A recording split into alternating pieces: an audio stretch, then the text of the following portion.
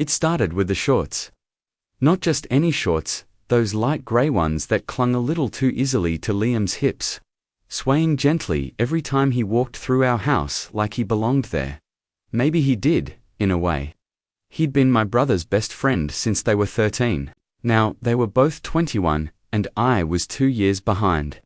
Always on the outside of their jokes, their memories. Their late-night gaming sessions that echoed through the walls while I lay awake. Listening. Summer had returned with a slow days thick with the smell of sunscreen and cut grass. I'd just gotten back from my first year at university, and it already felt like the walls of home were closing in. But then Liam started coming around again, almost every day. Sometimes to work out in the backyard with my brother, sometimes just to hang around. Laughing too loudly in our kitchen, and helping himself to drinks like he paid rent. I told myself it was nothing. I'd had crushes before. Fleeting ones, vague, safe. Nothing that made my hands sweat or my stomach ache from wanting. But this was different.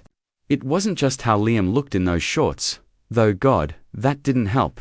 It was the way he smiled at me when no one else was looking. The way his voice dipped when he said my name.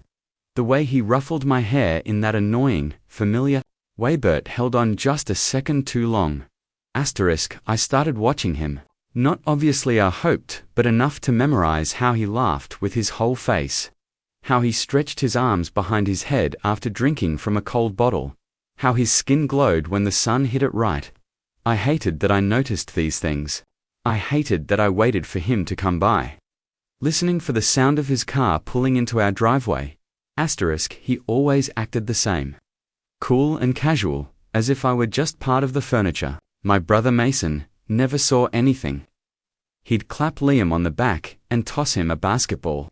And I'd sit on the porch steps, pretending not to look, pretending I didn't care. But every time Liam showed up in those damn shorts, I found myself slipping a little further into something I couldn't name. Something I didn't want to name. It wasn't just attraction. That would have been easier. This felt more like gravity, quiet, invisible, pulling me toward him, no matter how hard I tried to resist. I began to measure my days by him. When he was here, the world felt sharper, more alive. When he wasn't, I felt hollowed out. One evening, he came by just after sunset. The air was cooler, but he still wore the shorts, his hoodie unzipped over a white tank. Mason was out picking up food, so it was just me in the living room, pretending to scroll through my phone. Liam dropped onto the couch like he owned it, one leg bent, the other stretched out. I could feel the heat of his body from across the room. You look different, he said suddenly. I glanced up. What? Just, ... older, maybe. Grown. He smiled faintly. College does something to you, huh? I shrugged, trying to ignore how fast my heart was beating. I guess. He kept looking at me. Not in the way you look at your best friend's little brother. In a way that made my skin tighten, made me forget how to sit still. You seeing anyone? The question caught me off guard. My throat dried up. No. He nodded, eyes still on me. Didn't think so. I wanted to ask why he said that, but Mason's car pulled into the driveway. Headlights sweeping across the walls like a warning. Liam stood, stretching his arms overhead. The movement lifted his shirt just enough to reveal a sliver of skin. I looked away, heat flooding my face. Guess the food's here, he said, voice easy. Let's eat. And just like that, the moment dissolved. But it stayed with me. All of it. The way he looked at me. The weight of his words. The way my body ached after, like I'd been holding my breath too long. I told myself again that it was nothing. That I was reading too much into things. That I was just lonely, bored, craving attention. But deep down, I knew better. Each time he showed up in those shorts, I fell a little harder. And even then, I think I already knew this wasn't going to end well. It was nearly midnight when I found myself alone with Liam again. My brother had thrown a small get-together in our backyard, music, drinks, laughter echoing into the warm night, but one by one, everyone had peeled away. Mason had disappeared into a call with his girlfriend, and the others had Ubered home. I stood barefoot in the grass, holding a half-empty soda, trying not to stare at the way Liam leaned against the patio railing, the soft glow of string lights, casting gold across his collarbone. He was in those shorts again. "You always this quiet?" he asked, eyes glinting in the low light. I shrugged, unsure how to answer. "Not always." He walked over slowly, the bottle in his hand swinging casually by his side. "You've changed since school," he said.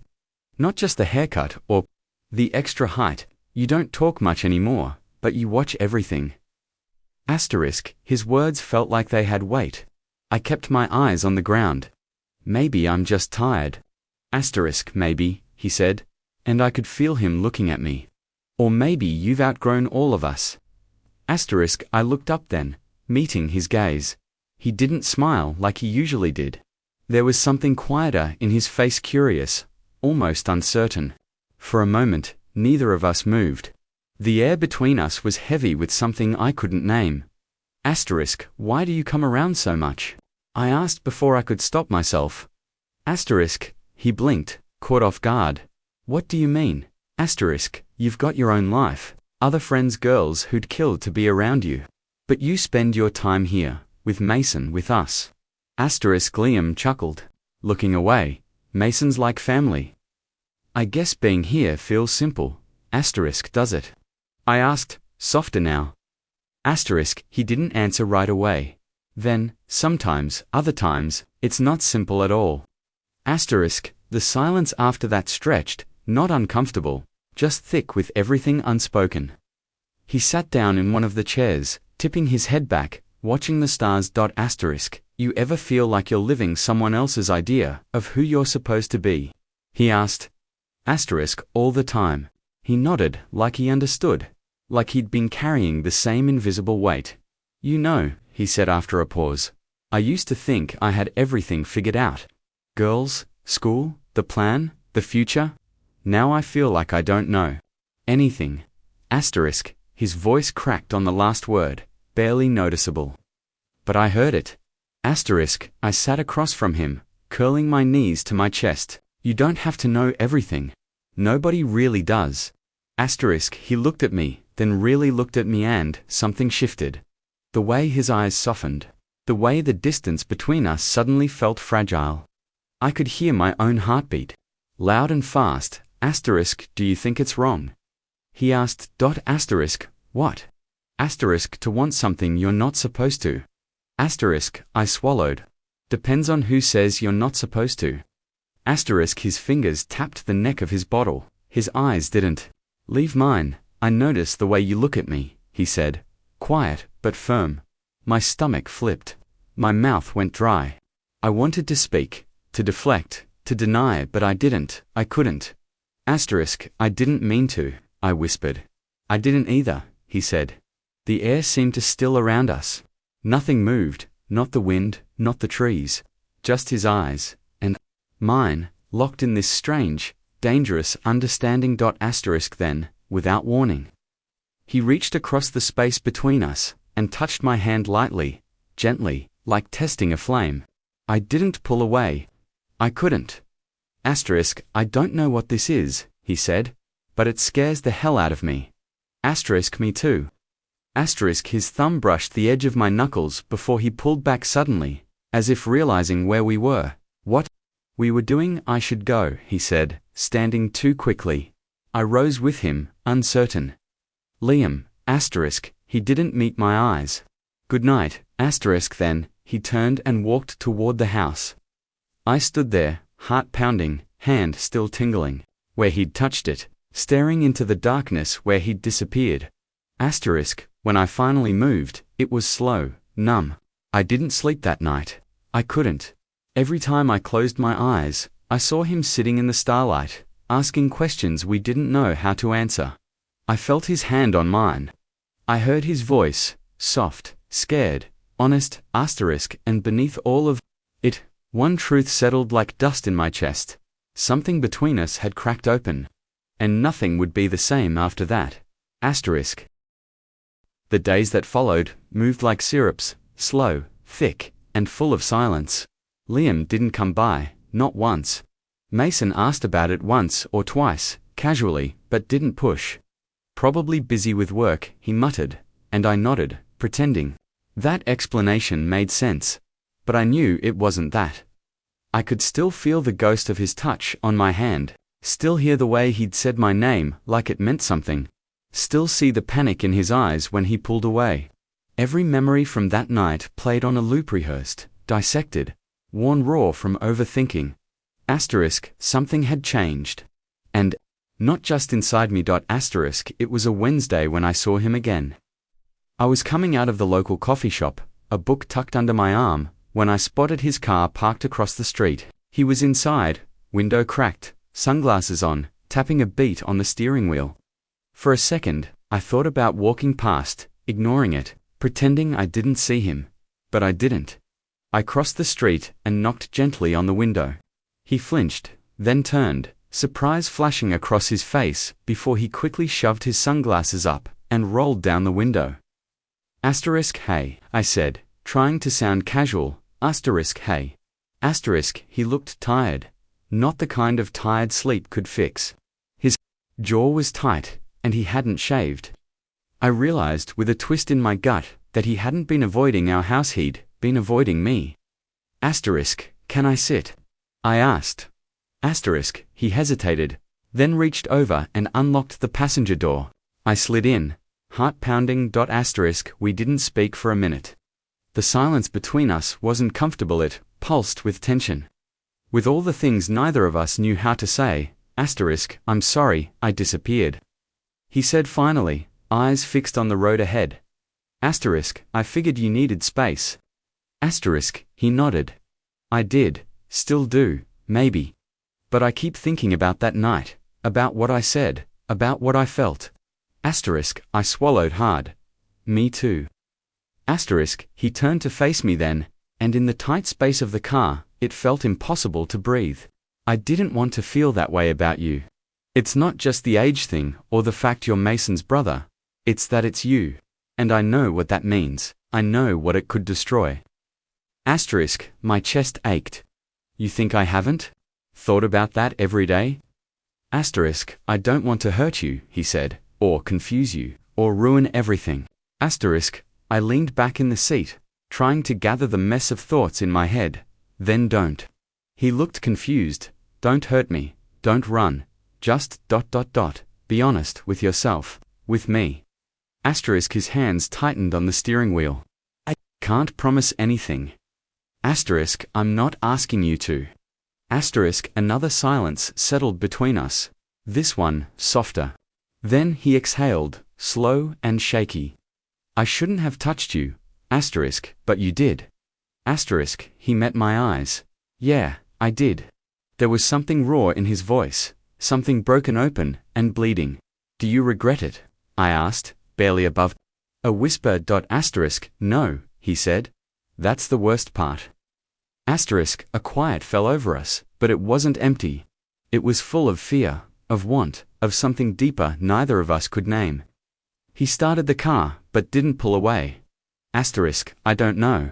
What happens next? He admitted. Asterisk, me neither. Asterisk, but if I come over tonight, ... will you be there?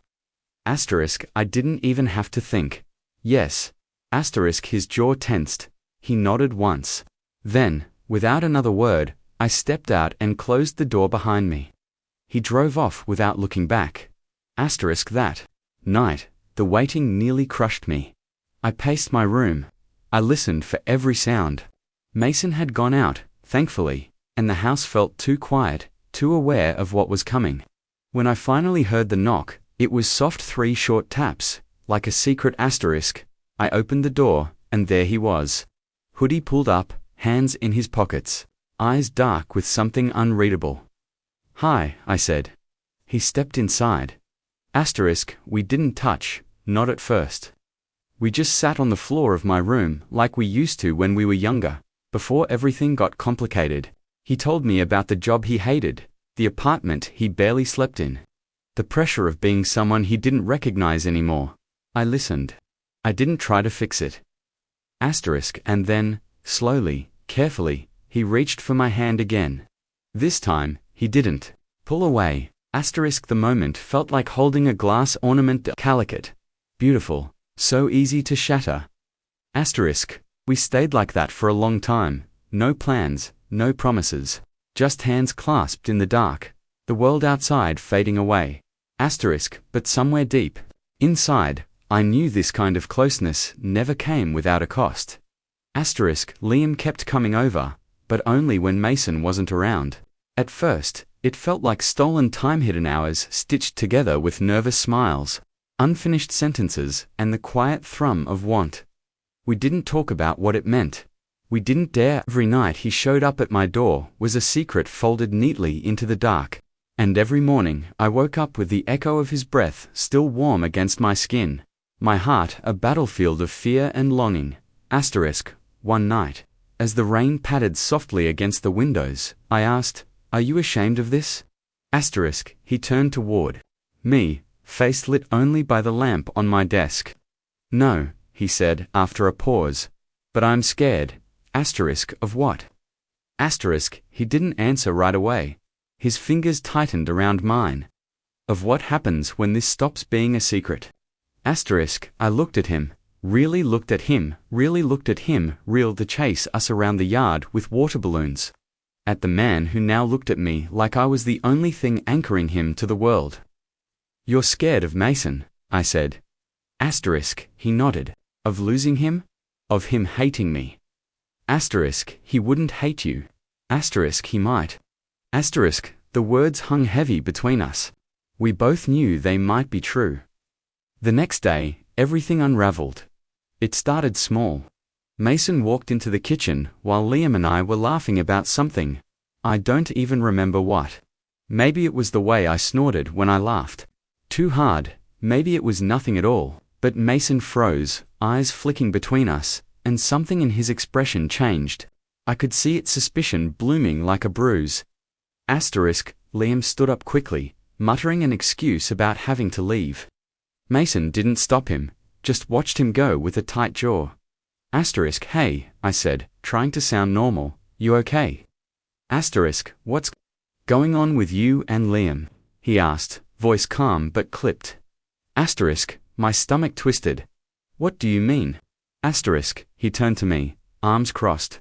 "Don't play dumb." I stayed quiet. His voice rose. "Have you been sneaking around with him?" Behind my back. "I didn't plan for it to happen," I said quietly.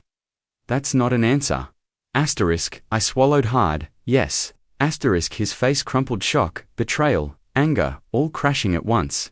"You're my brother," he said. "And he was my best friend." I know. No, you don't. Because if you did, you wouldn't have lied. You wouldn't have hidden it. I wanted to explain. I wanted to say that it hadn't started as anything, that it had grown quietly, painfully, without permission. But none of that would have mattered. Mason shook his head, stepping back. "I can't believe either of you." Then he walked out. I didn't see Liam for 2 days. When he finally showed up, he looked hollowed out. His eyes were rimmed with red, and his jaw was set like stone. He called me, he said, he said he never wants to see me again. I sat down slowly, breath catching in my throat. "I tried to explain," Liam said, pacing. "Tried to tell him that it wasn't about betrayal. That I didn't mean to fall for you. That it just, happened." And what did he say? That it doesn't matter. That I crossed a line. I looked down, unsure what to say. Liam crouched in front of me. "I don't regret this," he said. "I don't regret you, but I lost him, and I don't know if I'll ever get him back." My voice cracked. "Do you wish it had never happened?" He shook his head. "No, because even if it cost me everything, I found something real. With you." Tears welled in my eyes. "What do we do now?" He took my hands in his. "We stop hiding. We face whatever comes next together." It wasn't romantic. It wasn't a movie ending. There was no perfect kiss, no triumphant music. Just two people sitting in the ruins of what they'd broken, trying to find the shape of something new. Weeks passed. Mason stayed away. The house felt quieter, heavier. But slowly, painfully, we began to live again. We talked late into the night. We fought, we laughed, we cried.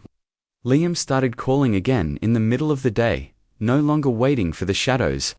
I stopped pretending I wasn't in love. One afternoon, I came home to find a note on the kitchen table, Mason's handwriting. Greater than I'm not ready to forgive you, but I'm trying to understand. That has to be enough for now. I read the note 3 times. Each time feeling something loosen in my chest. That night, Liam came over again. And for the first time, we didn't close the door behind us.